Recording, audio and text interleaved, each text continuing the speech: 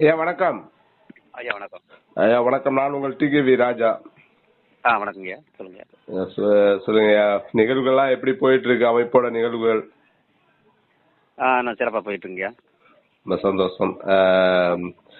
நேற்று பாத்தீங்கன்னா நம்ம ஒரு திரு செந்தில் மல்லர் அவர்களுடைய அந்த மன்னிப்பு கோருவாரா அப்படின்ற மாதிரி கேட்டிருந்தோம்.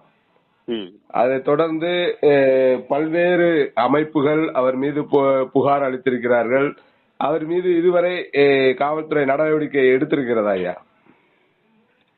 காவல்துறை கைது செய்வதற்காக தீவிரமாக ஆயத்த பணிகள் இருக்குது. நேற்று நள்ளிரவு 2 மணிக்கு ஒரு 8 காவல்துறை சேர்ந்தவர்கள் செந்தில் மல்லர் அவர்களுடைய வீட்டிற்கு சென்று அங்க கதவை தட்டியிருக்கிறாங்க. கதவை தட்டும்போது அங்க அந்த வீட்டுல ஏற்கனவே அந்த இளைஞர்கள்லாம் எப்பவுமே அங்க தூங்கிட்டு இருப்பாங்க. அவர் வீட்டுக்குள்ள ஒரு 10 பேர் தூங்கிட்டு இருப்பாங்க எப்பவுமே. அப்ப இவங்க என்ன பண்றாங்கன்னா, கதவு தட்டுறாங்க. அவங்க அசைதல தூங்கிட்டு இருக்காங்க. மாடி மேல ஏறி உள்ள இறங்குறாங்க. யார்? காவல்துறை. காவல்துறை உள்ள இறங்கி அந்த தூங்கிக்கிட்டு இருந்தவங்களை எழுப்பி விசாரிக்கிறாங்க. அப்போ செந்தில் மல்லர் அங்க இல்ல, வெளியே ஏதோ ஒரு நிகழ்ச்சிக்காக வெளியே போயிட்டார். அப்போ இந்த சூழ்நிலை நேற்றே அவரை கைது செய்வதற்கான வேலைகள் நடந்தது. அது இன்று வரை தொடர்ந்துகிட்டே இருக்குது. எப்போது வேண்டுமானாலும் செந்தில் மல்லர் கைது செய்யப்படலாம் என்கின்ற நிலைமைதான் இப்போது இருக்கிறது. அதாவது இந்த பிரச்சனையை பொறுத்தவரை திருநெல்வேலி ஜங்ஷன் காவல்துறை வழக்கு பதிவு செஞ்சிருக்கிறாங்க. செஞ்சு அந்த நிகழ்ச்சி ஏற்பாடு செய்த தமிழ்மாறன் அவர்கள் மீதும் செந்தில் மல்லர் மீதும் வழக்கு போடப்பட்டிருக்கிறது. டிகேவி ராஜா. எப்ப கைது நடவடிக்கையானது எந்த கட்டத்துல இருக்கு? இது எப்பொழுது வேண்டுமானாலும் கைது செய்யலாம் அப்படிங்கிற நிலைமை தான் இப்போது வரைக்கும் இருக்குது. அங்கு இளைஞர்கள், அதாவது திரு செந்தில் மல்லர் அவருடைய இல்லத்தில் இளைஞர்கள் தங்குவதற்கான காரணம் இல்ல, எப்பவுமே அது இயக்க பணிகள் அங்க நடந்துகிட்டே இருக்கும். அங்க புத்தக பணிகள் ஆமா, புத்தக பணிகள் நடக்கும். அந்த புத்தக பணிகளுக்காக எப்போதுமே அங்க ஒரு 10 பேர் நபர்கள் இருந்துகிட்டே இருப்பாங்க செந்தில் மல்லர் வீட்டை பொறுத்தவரை. அது இல்லாம இப்ப மீண்டெழும் பாண்டியர் வரலாறு 2ஆம் பதிப்பு வெகு வேகமாக நடந்து வருகிறது. அதற்கான ஆயத்த பணிகள் அங்க நடக்கிறதுனால எப்பொழுதும் அங்கே போக்குவரத்து எல்லாரும் போயிட்டு வருவாங்க. அதெல்லாம் எப்பவுமே அங்க இருக்கும், கூட்டம் இருக்கும். திரு செந்தில் அவர்கள் சீமான் அவர்களுக்கு ஆதரவு இயக்கமாக இருந்தார். அவர் இதில் எந்த வகையில் அவருக்கு உதவியாக இருக்கிறார்? உதவின்னு சொல்ல முடியாது, ஒவ்வொருத்தரும் தான் அதை சொல்லணும். சீமான் அவர்களோடு தமிழ் தேசிய ஒருமைக்காக மல்லர் மீட்பு கழகத்தினுடைய நிறுவனத்தை செந்தில் மல்லர் அவர்கள் சீமானோடு கரம் கோர்த்து தன்னுடைய வாகனத்தில் கூட நாம் தமிழர் கட்சி கொடியை தான் சமீப காலமா கட்டிக்கிட்டு எல்லா நிகழ்ச்சிக்கும் சீமான் நடத்தக்கூடிய நிகழ்ச்சிகள் எல்லாமே கலந்துகிட்டு அங்கு தனது கருத்தை தீர்க்கமாக பதிவு செய்து வந்தார். இந்த நிலையில் இந்த ஆர்ப்பாட்டம் கூட சீமானிடம் சொல்லிதான் அவர் கலந்து கொண்டார். அதையும் அவர் நேரடியாகவே சொன்னார் செந்தில் மல்லர் அவர்கள். அப்ப ஆர்ப்பாட்டத்துல கலந்துகிட்டு அவர்கிட்ட சொல்லிட்டு கலந்துகிட்டு பேசும் பொழுது இந்த வன்கொடுமைகளை யாருமே தாங்க முடியாது. அதாவது ஒரு படுகொலை இப்படி நடக்குதே என்கின்ற ஆதங்கத்தில் அவர் ஒரு கருத்தை பதிவு செய்கிறார்.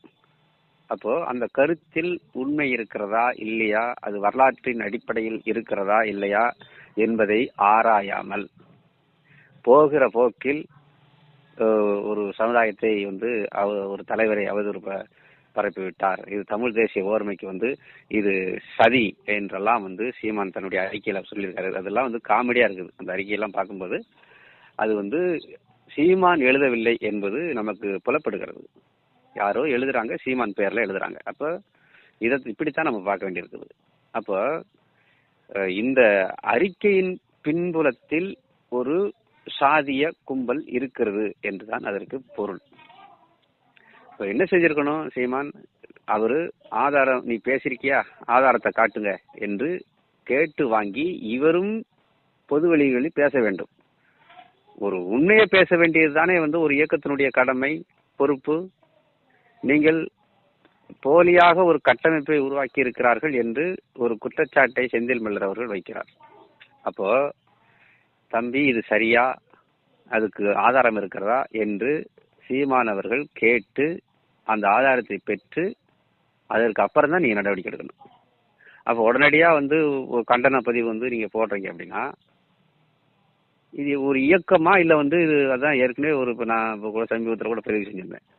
திருநெல்வேலியில் நடைபெற்ற ஒரு ஆலோசனை கூட்டத்தில் இதே சாட்டை திறமைகளை பற்றி அங்கே ஒரு பேச்சு நடக்குது. சாதி ரீதியாக செயல்படுறாரு அப்படின்னு சொல்லிட்டு அங்க உள்ள திருநெல்வேலி மாவட்ட நிர்வாகிகள் குற்றம் சாட்டுறாங்க.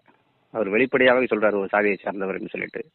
அப்போ இவர் சீமான் என்ன பண்றாருன்னா போடா நாயே, கட்சியில் இருந்தா இல்லாட்டப்போ என்றெல்லாம் பேசி ஒருமையில் பேசிட்டு இது பண்றாரு. அப்போ சாட்டை திரும்ப என்றவர் ஆவேசமாகி அவங்களை அடிக்க பாங்கிறாரு. அப்ப இது எல்லாமே நம்ம முடிச்சு போட்டு பார்க்கணும். அப்ப ஒரு எதேச்சாதிகார போக்கு சீமானிடம் இருக்கிறது என்பதுதான் இதனுடைய பொருள். ஆகவே இந்த விஷயத்தை பொறுத்தவரை சீமான் ஒரு எதேச்சாதிகாரமாக நடந்து கொண்டார். அது ஏற்கனவே நடந்துகிட்டு தான் வராங்க. இதுல வெட்டமளிச்சமாகுது. அப்ப இந்த நிகழ்வுகள் எல்லாம், இந்த அறிக்கையெல்லாம் படித்து பார்த்த தேவேந்திர குல வேளாளர் சமுதாயத்தை சார்ந்தவர்கள் பெருமளவு நாம் தமிழர் கட்சியிலிருந்து விலகி வருகிறார்கள் என்பது ஒரு செய்தி. என்னிடையுமே தொலைபேசியில் தொடர்பு கொண்டு பல்வேறு நாம் தமிழர் கட்சியை சேர்ந்தவர்கள், நிர்வாகிகள் என்னிடம், பொறுப்பில் இருந்தவர்கள் என்னிடம் பேசியிருக்கிறார்கள். அப்படி பேசும்போது நான் எதுவும் கேட்கல, அவர்களாக சொன்னது, நான் நாம் தமிழர் கட்சியில் இனிமேல் பயணிப்பதாக இல்லை என்று என்னிடத்தில் பலர் சொன்னார்கள். கொத்து கொத்தாக வெளிவரக்கூடிய சூழ்நிலைகளும் இருக்கிறது.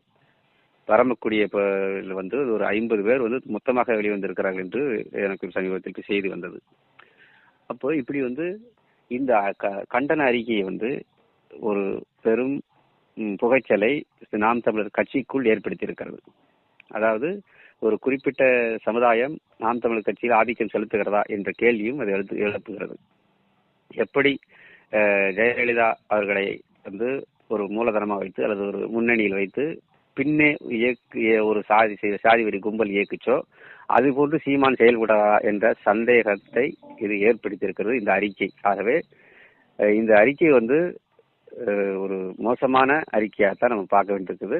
இது இந்த அறிக்கையின் பின்புலத்தில் ஒரு சாதிவாத கும்பல் இருக்கிறது என்பதில் நாம் கருத்தில் கொள்ள வேண்டிய விஷயமாகத்தான் இருக்கிறது. டி கே ராஜா, திரு செந்தில் மல்லர் அவர்களை கண்டித்து கண்டன அறிக்கை விட்ட பின்புதான் இந்த நாம் தமிழரில் இருந்து விலகுகிறார்களா இந்த தேவேந்திர குல வேளாளர்கள்? ஆமா, கண்டிப்பா. நாம் தமிழர் கட்சியினுடைய அந்த அறிக்கை, சீமான் அவருடைய அறிக்கை வெளியாச்சு. வெளியானதும் நானும் நம்மளும் செய்தியை வெளியிட்டோம். அதுக்கு அப்போ அதை பார்த்துட்டு என்னுடைய தொலைபேசிக்கு வந்த நாம் தமிழர் கட்சிக்காரர்கள், கட்சி உறுப்பினர்கள், கட்சி பொறுப்பாளர்கள் என்னிடத்திலே தொலைபேசியில் அழைத்தார்கள். அழைத்து பேசும்போது அவர்கள் நீங்க இப்படி செய்து போட்டீங்களே அப்படிலாம் கேட்கல. அப்ப நாங்கள் அதிலிருந்து விலகப் போகிறோம் என்று சொன்னார்கள், அவர்களாக சொன்னார்கள். அப்ப இது களத்தில் நடக்கக்கூடிய யதார்த்தமான ஒரு விஷயம். கூடாரம் காலியாகிறது என்று தேவேந்திர குல வேளாளர்கள் அதிலிருந்து பயணிப்பதற்கு பயணிக்க மாட்டார்கள் என்பதுதான் இப்போதைய செய்தி. ஒரு தனிநபர் ஒரு பிரச்சனைக்காக கட்சியை விட்டு விலகுவது என்பது சரியானதாக இருக்குமா? இது தனிநபர் பிரச்சனையாக கருத முடியாது. அதாவது செந்தில் மல்லர் அவர்கள் எந்த நோக்கத்திற்காக பேசுகிறார் என்று அதை கவனிக்கணும். அந்த பேச்சில் உண்மை இருக்கிறதா இல்லையா, ரெண்டே விஷயம்தான். அவர் உண்மையை பேசுகிறாரா, பொய் பேசுகிறாரா? அப்ப அதை ஆராய வேண்டிய கடமை ஒரு கட்சிக்கு உண்டு. இப்போ உதாரணத்துக்கு சொல்லணும்னா பகுத்தறிவு பேசக்கூடிய கட்சிகள்லாம் இருக்குது. பகுத்தறிவு பேசக்கூடிய கட்சிகள் கடவுளே இல்லை என்று சொல்லக்கூடிய அமைப்புகள்லாம் இருக்குது. அப்ப அவங்க எல்லாம் ஒரு கொள்கை நோக்கில் இருக்கிறாங்க. அப்ப இந்த கொள்கை பிடிப்பு, கொள்கை என்பது இப்ப தமிழ் தேசியம் என்று தன்னை பிரகடனப்படுத்திக் கொண்ட நாம் தமிழர் கட்சி தமிழ் தேசியம்னா என்னன்னு தெரியல அப்படின்னு தான் நான் சொல்லுவேன். இந்த அறிக்கையை படிச்சு பார்த்துட்டு அப்ப ஒரு தமிழ் தேசியத்துக்கு உழைத்தவர்களை ஒரு தலைமைகளை தூக்கி பிடிப்பதில் எந்த விதமான மாற்று கருத்தும் இல்லை. அவர்களை விமர்சனம் செய்திருந்தால் தமிழ் தேசியத்திற்காக உழைத்த தலைவர்களை, தமிழர் ஒற்றுமைக்காக உழைத்த தலைவர்களை விமர்சனம் செய்தால் உங்களுக்கு ரத்த கண்ணீர் வரலாம், சரி. ஆனா தமிழ் தேசியத்திற்கு சம்பந்தம் இல்லாத ஒருவரை விமர்சித்திருக்கிறார் செந்தில் மல்லர். உங்களுக்கு ஏன் ரத்த கண்ணீர் வருது? அதை சாதி தாண்டி வேற என்ன இருக்க போகுது? அதுல ஒன்றும் கிடையாது.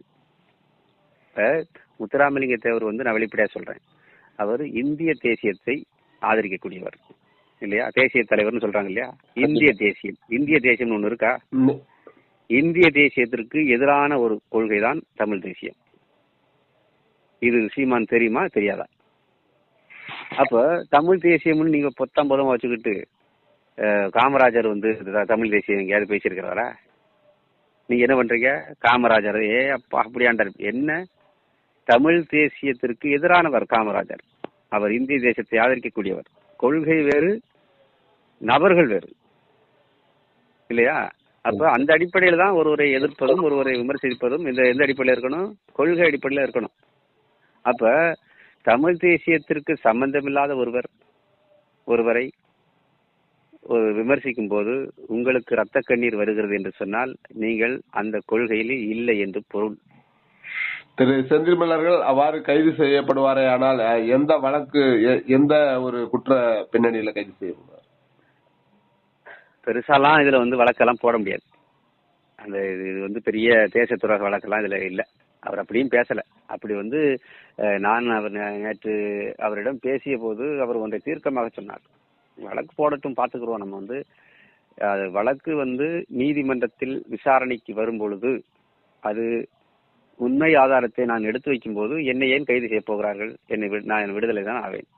நான் பொய் பேசியிருந்தால் நான் என்னை அவதூறு வழக்குன்னு சொல்லி உள்ள போகலாம். சரி, நான் தான் உண்மையை தானே சொல்றேன். அதுக்கான ஆவணங்கள் எவிடன்ஸ் இருக்கிறேன். எவிடன்ஸ் வச்சுட்டு தானே பேசுறேன். அதை இன்னொன்றையும் சொன்னார். நான் பேசியிருப்பது வெறும் 25% தான். 100% பேசுவேன். என் மீது வழக்கு போட்டால், என்னை கைது செய்தால் நான் 100% நீதிமன்றத்தில் நான் பேசுவேன் என்று அவர் சொல்லியிருக்கிறார். அதற்கு மேல் அவர் மீது வழக்கு தொடுக்கிறவர்கள் தான் பார்த்துக்கணும். அதை நம்ம சொல்ல முடியாது. அவ்வளவு ஆவணங்களை வைத்திருக்கிறார்கள். தொடர்ந்து பேசுவோம், மற்றொரு காணொலியில பேசுவோம். ஏன்னா தொடர்ந்து கைது செய்யப்படுவாரானால் அது பற்றியும் நம்மளுடைய சேனல்ல பதிவு பண்ணுவோம். நன்றி. நன்றிங்க.